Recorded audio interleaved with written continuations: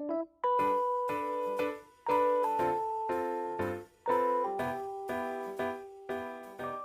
like and subscribe to my channel for more updates and videos. And leave a comments too. Thank you!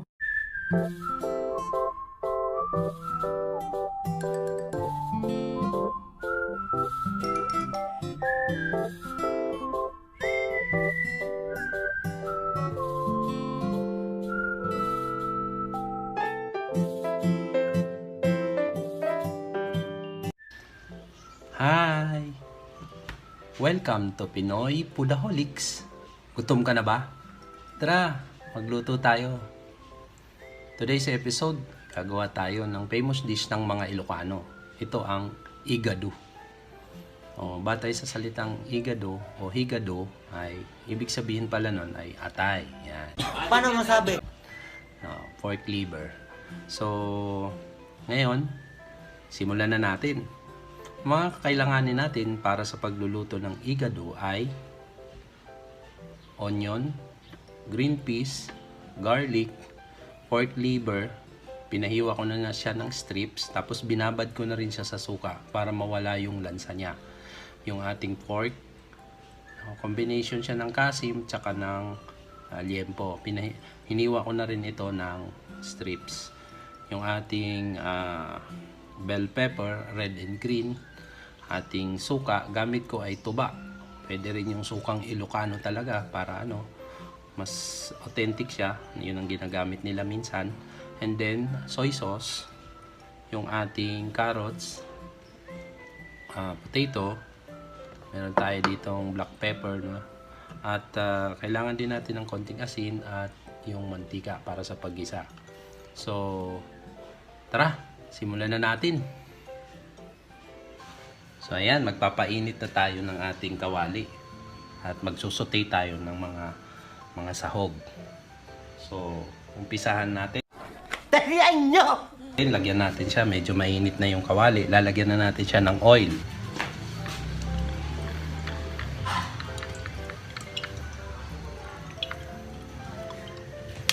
Ayan. So una natin ilalagay yung ating garlic. Ayan, garlic. Ayan.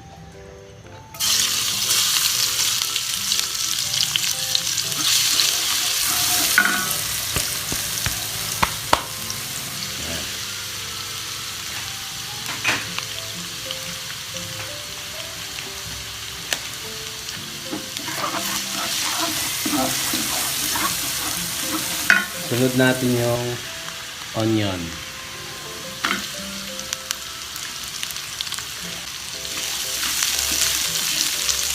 So, gigisa lang natin to hanggang sa mag-translucent na yung ating onion.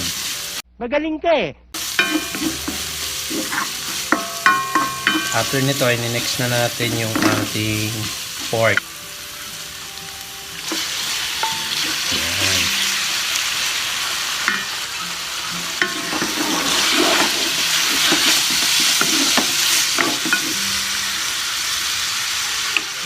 Usually po, binababad nila yung pork nila sa toyo bago nila isahin. Pero this time po, ang ginawa ko, direkta na. Mamaya ko na lang siya lalagyan ng toyo pagka nagisa. Gusto ko muna siyang i-render yung fat niya para mas okay. Make sure lang po na yung natin mamaya apoy hindi masyadong medium to low heat lang tayo lagi. Yung ating apoy sa so medium to low heat lang po ng lagi.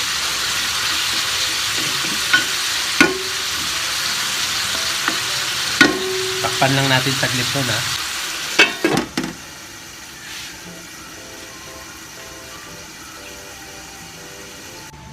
Yan.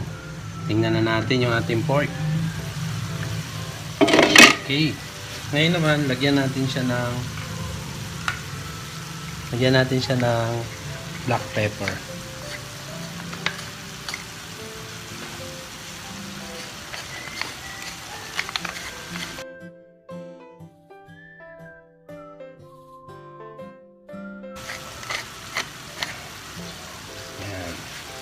Haluin natin saglit.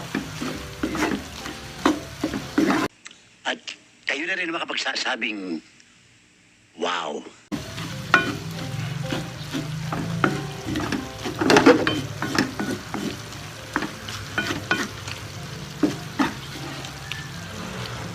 Next natin ilagay ay yung soy sauce. Ito yung ating toyo. Kalahati lang. Dagdagan natin. Ayan.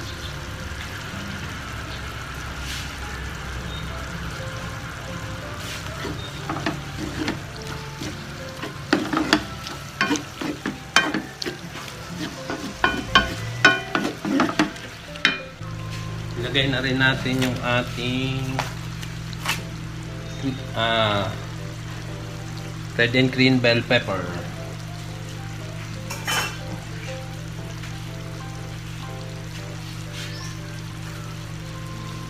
Ating green peas. Yan. Ilagay na rin natin.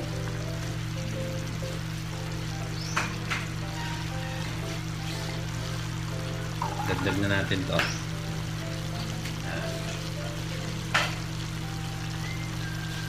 Lagay na rin natin yung ating liver. Yan. It's liver lover, boys. Pork liver. So, isahin lang natin siya. Mainang apoy lang po, no? Lagay natin siya. Tapos, hayaan lang natin siya maglambot. Napansin niyo po, hindi ko po siya nilalagyan ng tubig. Kasi may tubig naman po yung baboy. No? Nagre-release din siya ng may sarili siyang water yung baboy. Pati rin yung pork liver. So, hayaan lang natin to. Hanggang sa i-absorb niya yung soy sauce. And then, lagyan na rin natin ng suka. Ito po. Yan.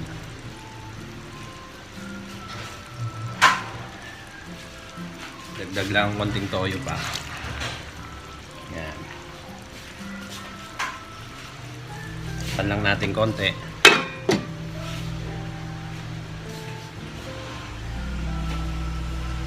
Antayin lang natin hanggang sa mga siguro 10 to 15 minutes, no? Bago natin pero tingnan lang natin, balik-balikan lang natin, ano. Tingnan natin kung ano na nangyari, kung malambot na siya o naluluto na agad. So, mamaya balikan natin.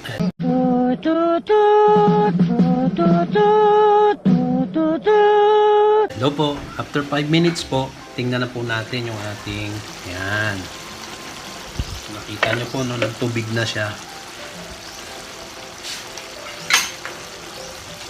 Lalagay na po natin yung ating potato. Yan.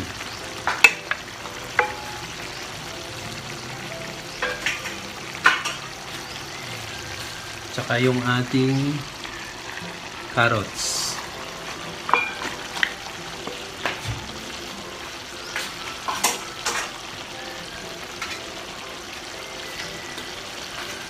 Lagyan ko rin po siya ng konting sugar. Optional lang po ito. Nasa sa inyo po kung gusto nyo o hindi. Ako po, nilalagyan ko lang ng konti. Gusto natin.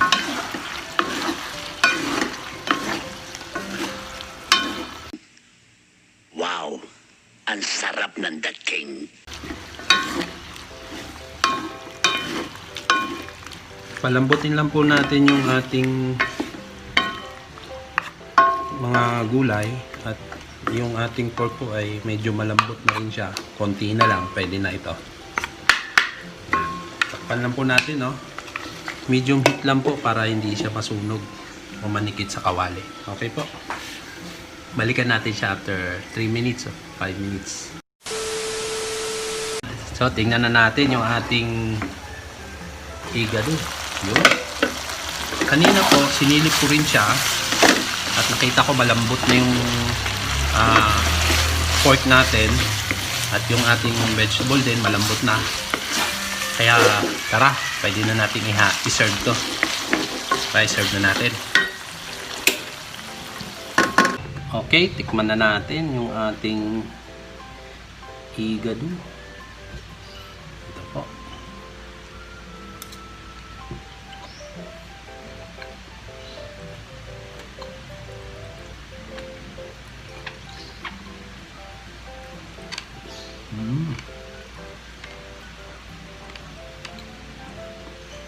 Sarap po. Sarap ba? Nanood yung soy sauce, yung lasa nung liver, and then yung suka. Tamang alat lang siya. Tapos malambot na rin po, no? Tender na yung kanyang pork and yung ano na rin, yung vegetable. So, ano pa hinihintay nyo? Try nyo to sa bahay nyo.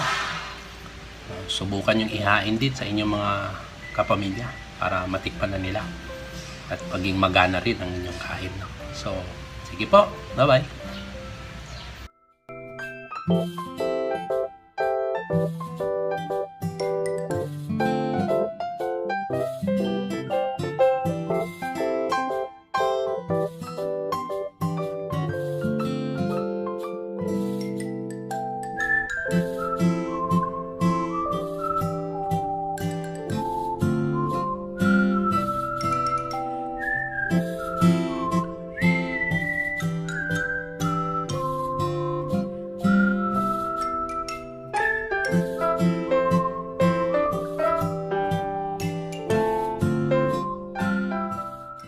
Please like and subscribe to my channel for more updates and videos.